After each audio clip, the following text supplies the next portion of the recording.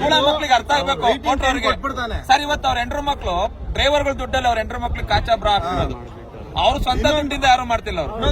ನೋಡಿ 14 kilometre ಹೋಗಕ್ಕಾಗ್ತದ traffic ಅಲ್ಲಿ? ನಮ್ಮ ರೀಸನ್ ಏನ್ ಮಾಡ್ಬೇಕು? 50 ಕಿಲೋಮೀಟರ್ ಅಲ್ಲಿಂದ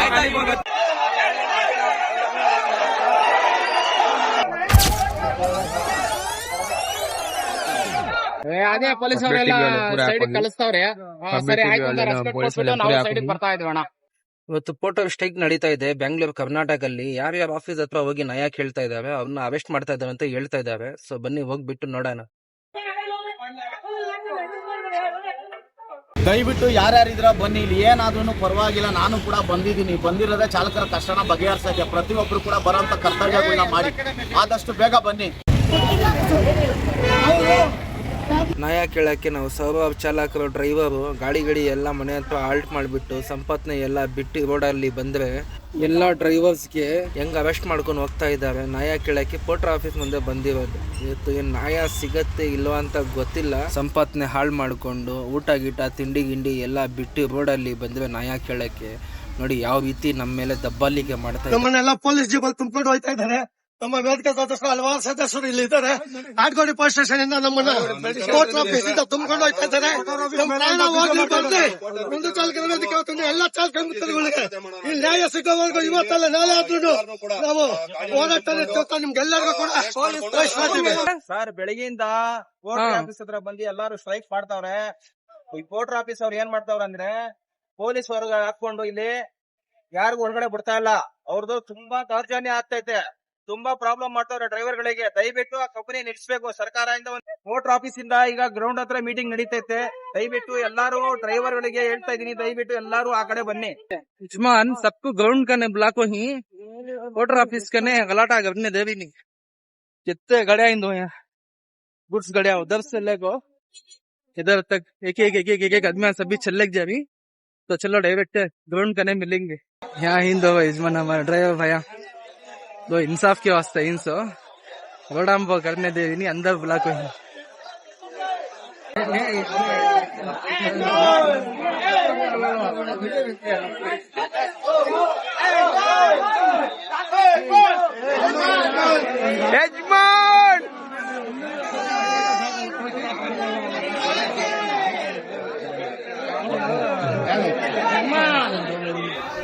माशाल्लाह माशाल्लाह यजमान मैदान में जैसा एंट्री मारे हमारे भाइयों की रौनक देख दल को दिल खुश दिमाग पुदीना होगा. खाली एक निगाह देखो यजमान, हमारे भाइयों के ऊपर जो खुशी है उनको देख कर मेरा दिल बहुत ही खुश होगा. तो अल्हम्दुलिल्लाह तुम्हारा ऐसा सपोर्ट बना कर रखो. तुमने सभी मिलकर बहुत ही खुशी हुई मुझे. और इंशाल्लाह जितने भी जने ये कीमती वक्त काट को गाड़ियाँ खड़ा को पोर्टर के प्रोटेस्ट कैसे जितने भी हमारे भाइयाँ वक्त काट को है सबको भी तहे दिल से शुक्रिया. इंशाल्लाह ऐसा ड्राइवर एकता बना कर रखे तो ये पोर्टर को नहीं हमें गवर्नमेंट को भी हालादा ले जाए. ಅವ್ರು ಅದು ಯಾರು ಬೇಕು ಅಂತ ಹೇಳಿದ್ರು ಟ್ರಾನ್ಸ್ಪೋರ್ಟ್ ಅವ್ರು ಯಾರಿದಾರೆ ಅವ್ರು ಅಷ್ಟು ಜನನೂ ಬರಬೇಕು. ಮಿನಿಸ್ಟ್ರಿ ಕೂಡ ಬರಬೇಕು. ಹೋಟೆಲ್ ಏನಿದೆ ಈ ತರ ಎಲ್ಲ ತೊಂದರೆ ನಡೆದ್ರೆ ನಮ್ಗೆ ಅದನ್ನೆಲ್ಲ ಕ್ಯಾನ್ಸಲ್ ಇದನ್ನ ಮಾಡಬೇಕು ಅಂತ ಹೇಳಿದೀವಿ. आदमी को नहीं आता वहाँ सबको आता है. बोले ये ड्राइवर क्या कितना हजारों में ड्राइवर नहीं बेटा जो हिसाब से नहीं डूमकर को है अभी एक रेट पड़ को है डीजल का पेट्रोल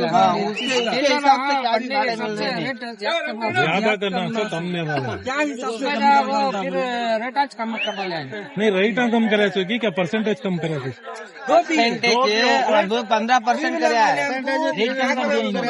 बना लिया. ऐसा बोले 15% कमीशन का नहीं ने तुमने जो भाड़े का रेट है जो कम भी कम करे तो कैलकुलेट करके देख लिया तुम क्या करे तो भी उसका पैसा था 10 किलोमीटर तो 400 रुपए.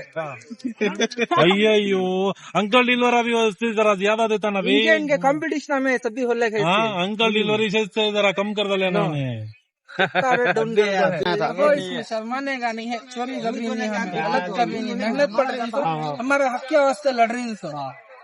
गाड़ी को पैसा हमें डाल को ही road tax, diesel tax, sale tax का लेको हर एक चीज से पैसा दे रही है गवर्नमेंट को. इंश्योरेंस भी दे रही है. क्या नहीं दे रहा ड्राइवर जो नहीं है को बोले तो ना तुम्हारा ट्रांसपोर्ट भी खड़ी आता है कोई पैसेंजर भी खड़ी आता है. हमारे से देश चला रही हूँ मगर हमारे घर नहीं चल रही, हमारे बेटा यहाँ पर लता मार रही है। सुकून से थे ना हमें, पहले ये ऐप नहीं थे ना वो डब्बा, अब भी सुकून से बंद थे। करो, 500 का भाड़ा को हमें 1000 रुपए को करते थे। अब अब्बा को 500 रुपए को देखो, अभी कमीशन भी अला दे। पहले ड्राइवर पैसा अटका इंसेंटिव के कमीशन कम थे तुम लोग और इंसेंटिव ज्यादा था।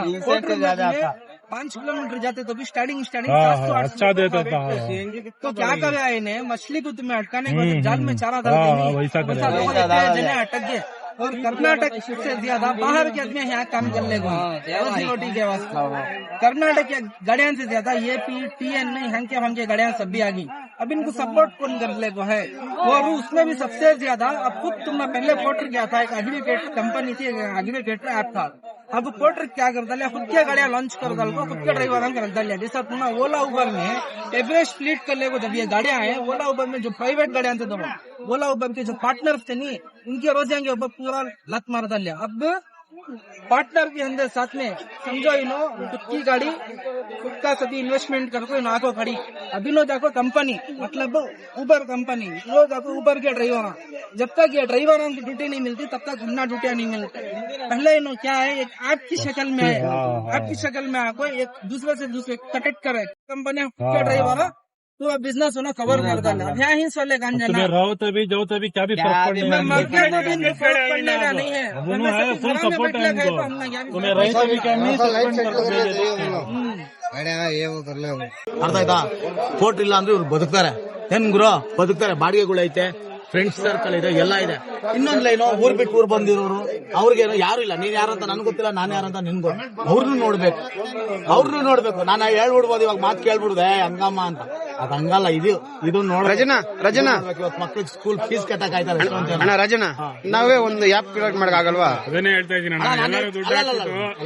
ದುಡ್ಡು ಕಾಸು ಪ್ರಶ್ನೆ ಅಲ್ಲ, ನಾನು ಹೇಳ್ತಾ ಇದೀನಿ ಕೇಳಿ. ನಾನ್ ಆಪ್ ಮಾಡಿದ್ರು ಕೂಡ ನಾನು ಬಿಸ್ನೆಸ್ ಲೆಕ್ಕಾಚಾರದಲ್ಲೇ ಮಾಡೋದು. ಇವತ್ತೇನ್ ಕೋಟ್ರ್ ನಾವು ಶಾಪ್ ಹಾಕ್ತೇವೆ, ನಾಳೆ ದಿವಸ ನನಗೂ ಶಾಪ್ ಹಾಕ್ಬೇಕಾಗುತ್ತೆ.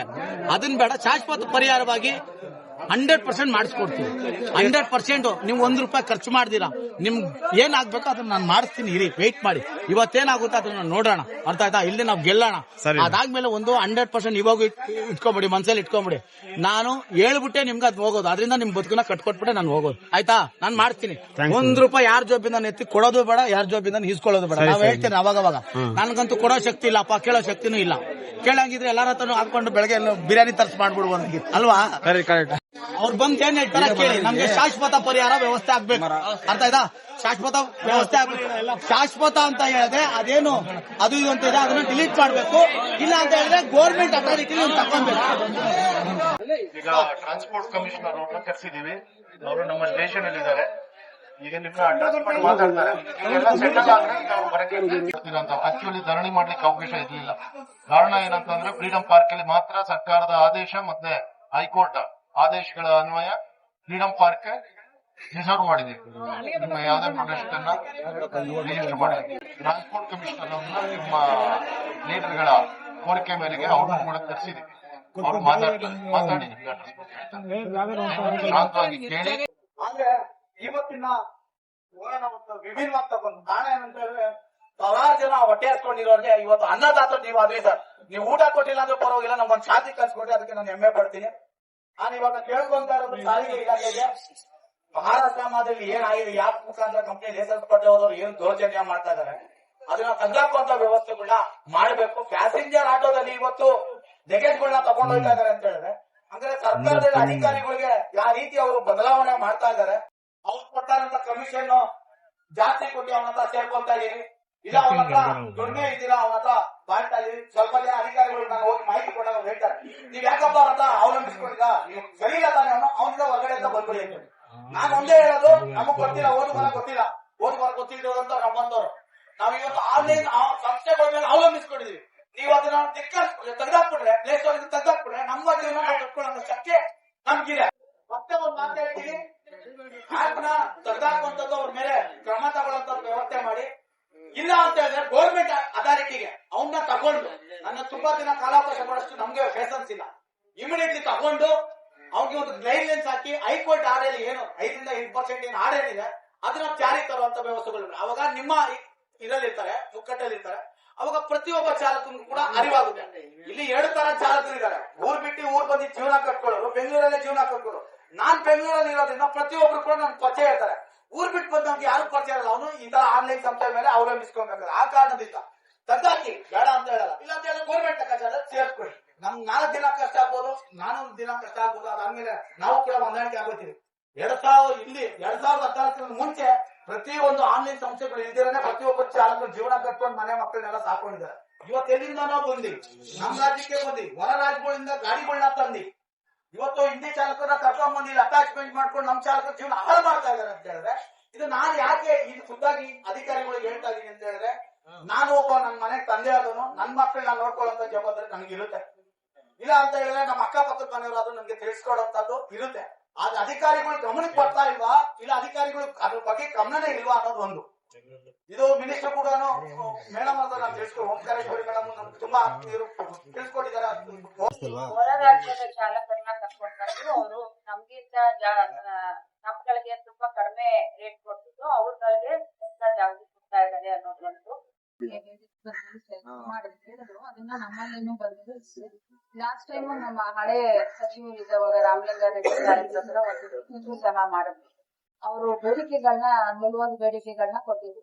ಅದರಲ್ಲಿ ಹೊರ ರಾಜ್ಯದ ಚಾಲಕರನ್ನ ಕರ್ಕೊಂಡ್ ಬಂದು ಅವರು ನಮ್ಗಿಂತ ನಮ್ಗಳಿಗೆ ತುಂಬಾ ಕಡಿಮೆ ರೇಟ್ ಕೊಟ್ಬಿಟ್ಟು ಅವ್ರಗಳಿಗೆ ಕೆಲಸ ಜಾಸ್ತಿ ಕೊಡ್ತಾ ಇದ್ದಾರೆ ಅನ್ನೋದೊಂದು. ಎರಡನೇದು ಫ್ಲೀಟ್ ಗಾಡಿಗಳನ್ನ ಹೆಚ್ಚು ಪ್ರಮಾಣದಲ್ಲಿ ಹೊರ ರಾಜ್ಯದ ನೋಂದಣಿ ವಾಹನಗಳನ್ನ ತಗೊಂಡ್ ಬಂದು ಇಲ್ಲಿ ಅವರು ಆಪರೇಟ್ ಮಾಡ್ತಾ ಇದ್ದಾರೆ ಅನ್ನೋದು.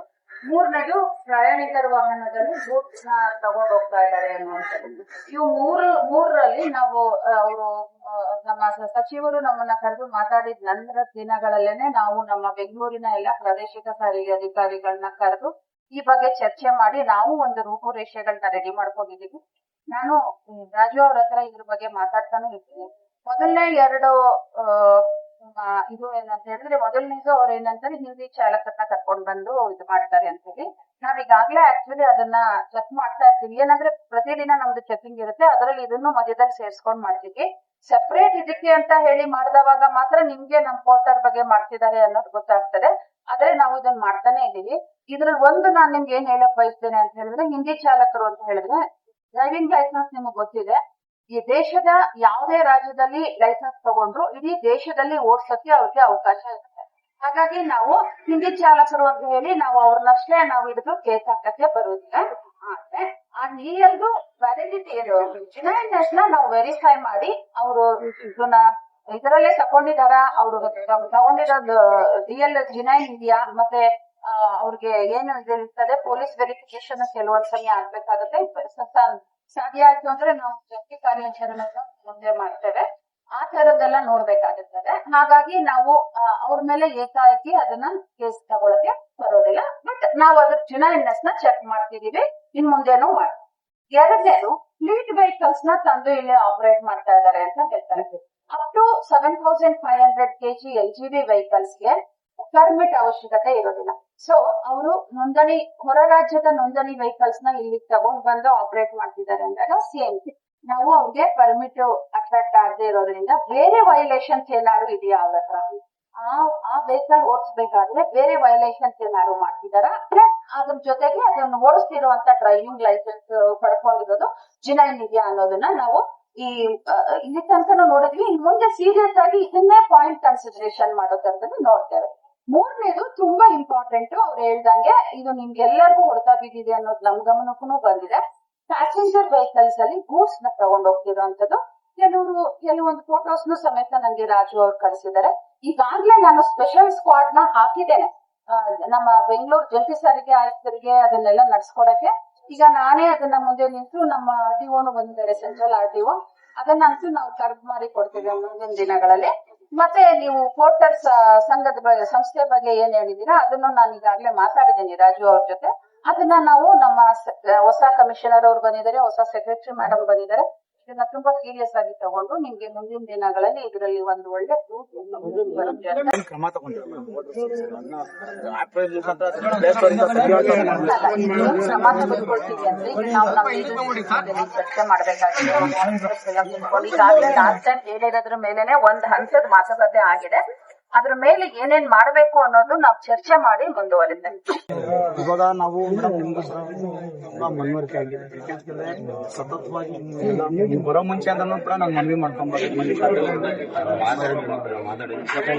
ಮಿನಿಟ್ 3 ಮಿನಿಟ್ ಬಂದು ಹೊಟ್ಟೋಗಿ ಆಗಿದೆ.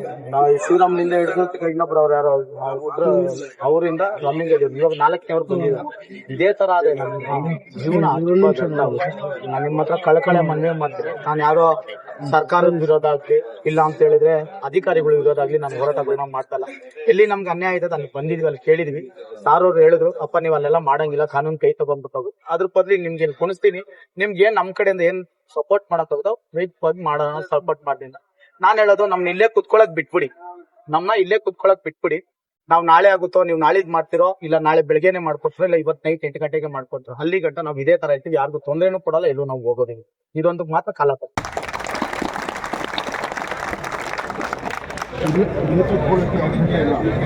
ಮೇಡಮ್ ಅದಕ್ಕೆ ಹೇಳಕ್ಕಾಗಲ್ಲ. ನಾನೇ ಹೇಳ್ತೀನಿ, ಇಲ್ಲಿ ಕುತ್ಕೊಳ್ಳಕ್ ಅವಕಾಶ ಇಲ್ಲ.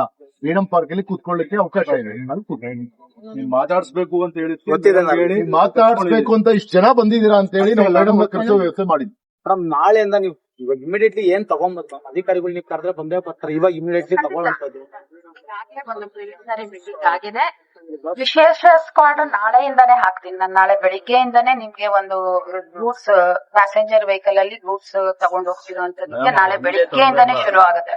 ಬೇಕಾದ್ರೆ ನೀವು ನಮ್ಗೆ ಯಾರ ಪಾಯಿಂಟ್ ಆಫ್ ಕಾಂಟ್ಯಾಕ್ಟ್ ಕೊಟ್ಟೆ ಇರ್ಬೇಕು.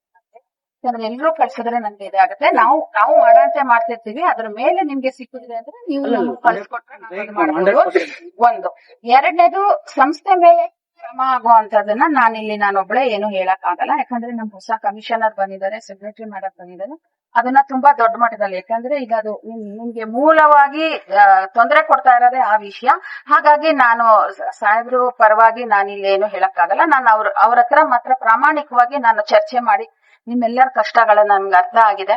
ಅದನ್ನ ಖಂಡಿತ ನಾವು ನಮ್ಮ ಮೇಲ್ನವ್ರ ಹತ್ರ ಚರ್ಚೆ ಮಾಡಿ ನಿಮ್ಗೆ ಇಮಿಡಿಯೇಟ್ ಆಗಿ ಎಷ್ಟು ಬೇಗ ಆಗುತ್ತೆ ಅಷ್ಟು ಬೇಗ ಆ ಸಂಸ್ಥೆ ಅವ್ರ ಬಗ್ಗೆ ಏನ್ ಕ್ರಮ ತೆಗೆದುಕೊಳ್ಬೇಕು. ಈಗ ಅವರು ಕ್ಯಾರೇಜ್ ಆಫ್ ರೋಡ್ ಆಕ್ಟ್ ಅಲ್ಲಿ ತಗೊಂಡಿರೋ ಲೈಸೆನ್ಸ್ ಮಾನ್ಯತೆ ಇದೆಯಾ, ಅಥವಾ ನಮ್ಮಲ್ಲಿ ಏನಾದ್ರು ಹೊಸದಾಗಿ ತಗೊಳ್ಬೇಕಾಗಿದ್ಯಾ, ತಗೊಳ್ದೇ ಇದ್ರೆ ಏನ್ ಕ್ರಮ ಮಾಡ್ಬೇಕು ಅನ್ನೋದನ್ನ ನಾವು ಖಂಡಿತ ಈ ಒಂದು 2-3 ದಿನದಲ್ಲೇನೆ ಎಲ್ಲ ನಿಮ್ಗೆ ಇದು ಮಾಡಿ ಸಾಹೇಬ್ರ ಹತ್ರ ನಾನು ಮಾತಾಡಿ ನಿಮ್ಗೆ ಅದ್ರ ಬಗ್ಗೆ ಅಪ್ಡೇಟ್ ಮಾಡ್ತೇನೆ.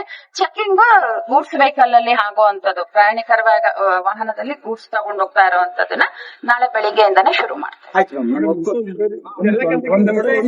ಇವಾಗ ನಾನು ಹೇಳ್ತಾ ಇರೋದೇನಂತ ಹೇಳಿದ್ರೆ, ಇವತ್ತು ನೀವು 100% ನಾಳೆಯಿಂದಾನೇ ನೀವು ಒಂದು ಇದ್ ಮಾಡ್ತೀರಾ, ಕೇಸ್ಗಳು ಹಾಕಂತೀರ. ಕೇಸ್ ಯಾರಿಗೆ? ಡ್ರೈವರ್ ಮೇಲೆ ತಾನೇ ಬೀಳುತ್ತೆ ಅದು. ಅವಾಗ ನನ್ ವರ್ಗಕ್ಕೆ ತಾನೇ ನೋವಾಗುತ್ತೆ, ಅದು ನನ್ ವರ್ಗ ತಾನೇ ಅದು ನೊಂದುತ್ತೆ. ಅದ್ರ ಬದಲು ಡೈರೆಕ್ಟ್ ಆಗಿ ಇವಾಗ್ಲೇನೆ ಒಂದ್ ಬರೀರಿ ಮೇಡಮ್, ಪೋರ್ಟಲ್ ಸಂಸ್ಥೆನ ಈ ತರ ಹಿಂಗ ಅಟ್ಯಾಚ್ಮೆಂಟ್ ಮಾಡ್ಕೊಡಿದ್ರೆ ಇದು ಆಪ್ ನ ನಾವು ನಾನು ಹೇಳ್ದೆ ಪೋರ್ಟಲ್ ಸಂಸ್ಥೆ ಮೇಲೆ ಕ್ರಮ ತೆಗೆದುಕೊಳ್ಬೇಕು ಅಂದ್ರೆ ನಿಂತಂಗೆ ಆಗೋದಿಲ್ಲ. ಅದು ನಮ್ ಲೀಗಲ್ ಟೀಮ್ ನು ಕನ್ಸಲ್ಟ್ ಮಾಡ್ಬೇಕಾಗುತ್ತೆ, ನಮ್ಮ ಆಫೀಸರ್ಸ್ ಜೊತೆ ಚರ್ಚೆ ಮಾಡ್ಬೇಕಾಗುತ್ತೆ. ನಮ್ ಕಮಿಷನರ್ ಅವರು ಹೊಸಬ್ರಿದ್ದಾರೆ, ಅವರು ಎಲ್ಲ ಇದ್ರ ಬಗ್ಗೆ ಈಗ ಕಳಿಸ್ಬೇಕಾದ್ರೆ ಸೆಕ್ರೆಟರಿ ಮೇಡಮ್ ಮೀಟಿಂಗ್ ತಗೊಂಡಿದ್ರು. ಹಂಗಾಗಿ ಯಾರ್ದು ಫೋನ್ ಕಾಲ್ಸ್ ತೆಗಿಯಕ್ಕಾಗ್ಲಿಲ್ಲ, ನನ್ಗೆ ಸೈಲೆಂಟ್ ಅಲ್ಲಿ ಇಟ್ಟಿದೆ. ಅವರೇ ಹೇಳ್ ಕಳ್ಸಿರೋದು. ಹಾಗಾಗಿ ಈಗ ಹೋಗ್ಬಿಟ್ಟು ನಾವು ಅವ್ರ ಹತ್ರನೇ ಡಿಸ್ಕಷನ್ ಮಾಡಿ ಮುಂದುವರಿತೀವಿ. ಆಮೇಲೆ ಇನ್ನೂ ಒಂದು, ಈಗ ನೀವ್ ಹೇಳಿದ್ರಿ ನಮ್ಮವ್ರಿಗೆ ಹೊರೆ ಬೀಳ್ತದೆ ಅಂತ ಹೇಳಿ. ಈಗ ನಾಳೆ ನಾನ್ ಚೆಕ್ ಮಾಡಿದ್ರೆ ಇನ್ ಯಾರಿಗ ಹಾಕ್ಬೇಕಾಗತ್ತೆ? ನಿಮ್ಮವ್ರಿಗೂ ಈಗ 2 ಕಡೆಯಿಂದ ಇರ್ತದೆ. ಅವ್ರು ಸಾಧ್ಯ ಆದಷ್ಟು ನೀವುನು ಪ್ಯಾಸೆಂಜರ್ ವೆಹಿಕಲ್ಸ್ ಅವರು ಬರೀ ಪ್ಯಾಸೆಂಜರ್ಸ್ ನ ಕರ್ಕೊಂಡು ಹೋಗಿ ಅಂತ ಮನವಿ ಮಾಡ್ಕೊಳ್ಳಿ. ನಾವು ಮನವಿ ಮಾಡ್ಕೊಳ್ತೀವಿ. ಗೂಡ್ಸ್ ಪ್ಯಾಸೆಂಜರ್ ಅಲ್ಲಿ ಗೂಡ್ಸ್ ಬೇಡ ಅಂತ ನೀವು ಹೇಳ್ಕೊಳ್ಳಿ. ಅಷ್ಟು ಮೀರಿ ಮಾಡ್ತು ಅನ್ನೋದಾದ್ರೆ ನಾವು ಎನ್ಫೋರ್ಸ್ ಮಾಡ್ತೀವಿ. ಸಂಸ್ಥೆ ಮೇಲೂ ಕ್ರಮ ಆಗತ್ತೆ, ತಗೊಂಡು ಹೋಗ್ತಿರೋರ್ ಮೇಲೂ ಕ್ರಮ ಆಗತ್ತೆ. ನಾವ್ ಹಂಗಂತ ಅವ್ರ ಮೇಲೆ ಬಿಡಕ್ಕಾಗಲ್ಲ. ಆ ಕೆಲಸ ಹೌದು. ಇನ್ನೊಂದು ಡೌಟ್ ಇದೆ, ಪ್ಯಾಸೆಂಜರ್ ವೆಹಿಕಲ್ ಅಲ್ಲಿ ಎಷ್ಟು ಕೆಜಿ ಹಾಕಂಗಿಲ್ಲ. ಪ್ಯಾಸೆಂಜರ್ ಲಗೇಜ್ ಈಗ ಆಟೋ ರಿಕ್ಷಾ ಕಾಂಟ್ರಾಕ್ಟ್ ಕ್ಯಾರೇಜ್ ಆಗಿರೋದ್ರಿಂದ, ಮತ್ತೆ ಅದು ವಿತ್ ಇನ್ ಸಿಟಿ ಲಿಮಿಟ್ಸ್, ಒಂದೊಂದು ಸಿಟಿಯಲ್ಲಿ ಒಂದೊಂದು RTA ದಲ್ಲಿ ಒಂದೊಂದು ರೇಡಿಯಸ್ ಕೊಟ್ಟಿರ್ತಾರೆ. 5 ಕಿಲೋಮೀಟರ್ ಕೊಟ್ಟಿರ್ತಾರೆ, 8 ಕಿಲೋಮೀಟರ್ಸ್ ಕೊಟ್ಟಿರ್ತಾರೆ. ಆ ಕಿಲೋಮೀಟರ್ ಅಲ್ಲಿ 5 ಕಿಲೋಮೀಟರ್ಗೆ ಒಬ್ರು ಪ್ಯಾಸೆಂಜರ್ ಎಷ್ಟು ತಗೊಂಡು ಹೋಗ್ಬೋದು ನಿಮ್ಗೆ? ಅಷ್ಟನ್ ಮಾತ್ರ ತಗೊಂಡ್ ಹೋಗೋಂಕಾಗೋದು. ಹಂಗಾಗಿ ಇಲ್ಲಿ ಗೂಡ್ಸ್ ಅನ್ನೋದು ಬರೋದೇ ಇಲ್ಲ. ಎಷ್ಟು ಗೂಡ್ಸ್ ತಗೊಂಡ್ ಹೋಗ್ಬೇಕು ಅನ್ನೋ ಪ್ರಶ್ನೆನೇ ಬರಲ್ಲ. ಓನ್ಲಿ ಪ್ಯಾಸೆಂಜರ್ ಲಗೇಜ್ ಅಷ್ಟೇ. ಅವರು ವೈಯಕ್ತಿಕವಾಗಿ ಏನಾದ್ರು ಅವ್ರದ್ದು ಪರ್ಸನಲ್ ಲಗೇಜ್ ಏನಾದ್ರು ಇದ್ರೆ ಅದನ್ನ ಕ್ಯಾರಿ ಮಾಡಬಹುದೇ ಹೊರತಾಗಿ ಅಪಾರ್ಟ್ ಫ್ರಮ್ ದಟ್ ಯಾವುದೇ ಗೂಡ್ಸ್ ಲಗೇಜ್ ಆಗ್ಲಿ ಬೇರೆ ತರದ ಕಮರ್ಷಿಯಲ್ ಲಗೇಜ್ ಆಗ್ಲಿ ಅವರು ಹಾಕುವಂತಕ್ಕೆ ಅವಕಾಶ ಇಲ್ಲ. ಒಂದು ಭರವಸೆ ಕೊಡಿ ಮೇಡಮ್, ನೀವು ಒಂದು ಭರವಸೆ ಕೊಡಿ. ಪೋರ್ಟರ್ ಸಂಸ್ಥೆ ಮೇಲೆ ನಾನು ಭರವಸೆ ಅಂದ್ರೆ ಈಗ ನಾನ್ ಹೇಳಿದ್ನಲ್ಲ, ಈಗ ನಾನ್ ನಿಮ್ಗೆ ಕಮಿಷನರ್ ಅವ್ರ ಜೊತೆಲಿ ಸೆಕ್ರೆಟರಿ ಅವ್ರ ಜೊತೆಲಿ ಚರ್ಚೆ ಮಾಡಿ ನಾವ್ ಇದ್ರಲ್ಲಿ ಮುಂದಕ್ಕೆ ಹೋಗ್ಬೇಕು. ಬಟ್ ಇದರಲ್ಲಿ ಖಂಡಿತ ನಾವು ತುಂಬಾ ಒಳ್ಳೆಯ ಪ್ರಾಮಾಣಿಕ ಪ್ರಯತ್ನ ಮಾಡಿ ನಿಮ್ಗೆ ಇಮಿಡಿಯೇಟ್ ಆಗಿ ನಾವು ಒಂದು ರಿಸಲ್ಟ್ ಕೊಡಬಲ್ಲೆ ಅಂತ ನಾನು ಹೇಳ್ತೀನಿ.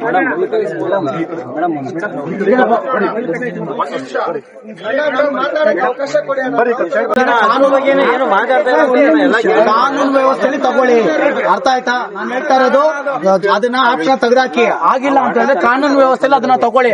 ಅವಾಗ ನಿಮ್ಮ ಇದ್ರಲ್ಲಿ ಮುಷ್ಟಿಡಿಲಿ ಇರ್ತಾರೆ.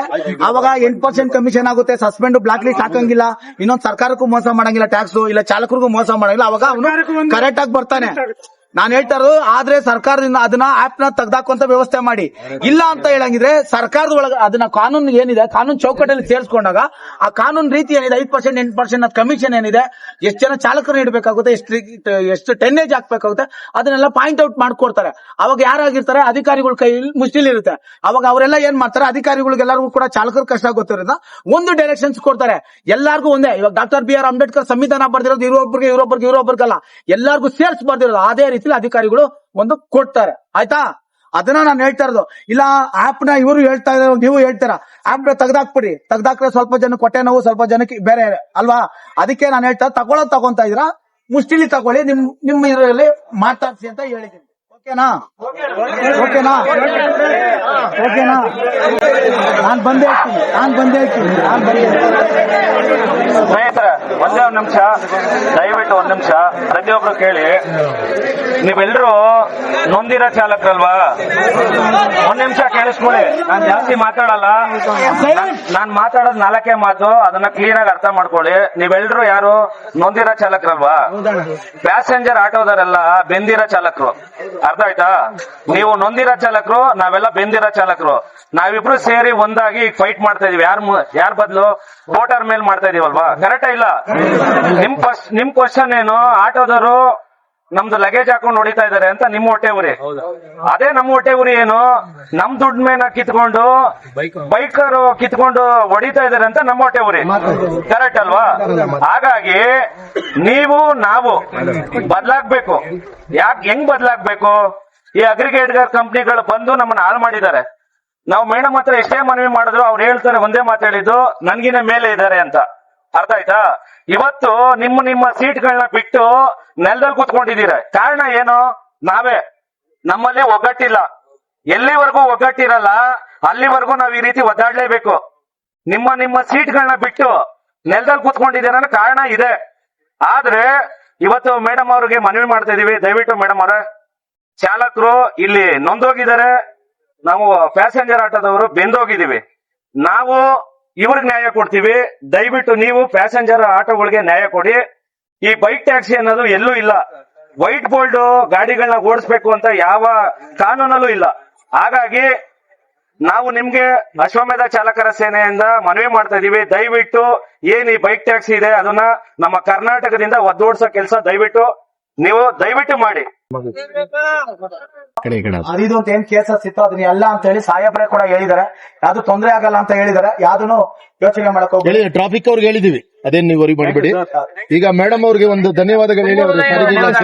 ಚಾಲಕರ ಪರವಾಗಿ, ಗೂಡ್ಸ್ ಚಾಲಕರು ಮಾಲೀಕರ ಪರವಾಗಿ ಸಾರಿಗೆ ಇಲಾಖೆಯಿಂದ ಏನು ನಮ್ಮ ಓಂಕಾರೇಶ್ವರಿ ಮೇಡಮ್ ಬಂದಿದ್ದಾರೆ, ಅವ್ರಿಗೆಲ್ಲರಿಗೂ ಕೂಡ ನಮ್ಮ ಎಲ್ಲಾ ಇದರಿಂದ ಮನಸ್ಫೂರ್ತಿಯಾಗಿ ತುಂಬ ಧನ್ಯವಾದಗಳು. ಎಲ್ಲ ಅಧಿಕಾರಿಗಳು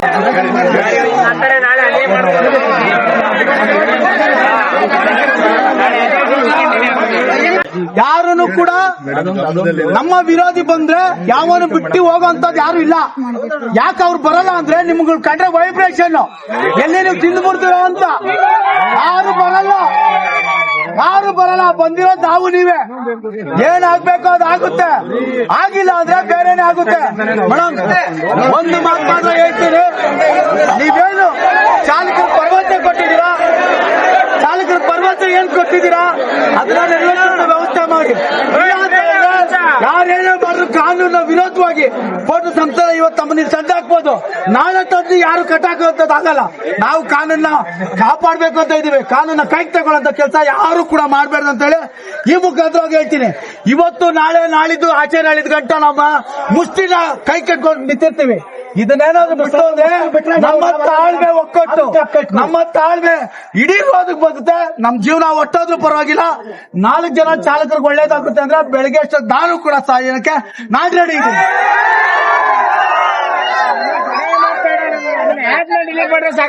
ಬರಬಾರ್ದು ಅಂತ ದಯವಿಟ್ಟು